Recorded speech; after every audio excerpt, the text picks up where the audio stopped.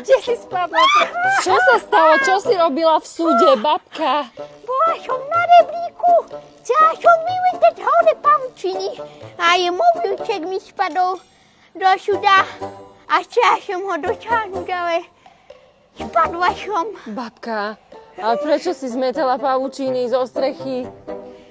Lebo by te sa zajtra dojde modliť družine, tak aby to bolo čisté a ja joj, môj mobilček, keby si ho ty videla. Ale babi, nebuď smutná. Dáme ho opraviť, dobre?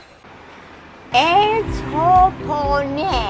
Dobrý deň, moja pekná vnúčenka, tak ty tu opravuješ tie iPhony? Dobrý deň, babička. Áno, tu ste správne. Potrebovala by som trošku opraviť tento môj telefónik, troška mi spadol. Samozrejme, spravíme vám to na počkanie. Náhle mi to čo spraví?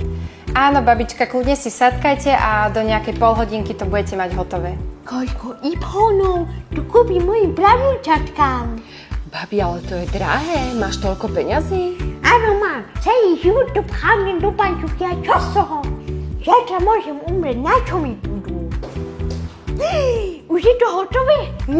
Je celkom ako nový, ty si velice šikovná vnúčenka. Počúvaj ma sem, moja pekná. Ja si chcem ešte kúpiť 5 iPhonov. A platiť budete kartou alebo v hotovosti? Čo? Kartu? Jakú kartu? Bankovou kartou, kde máte uložené peniaze. Kde mám uložené penáže? Naša v kašne, v pančuche. Velice dobre som nakúpila.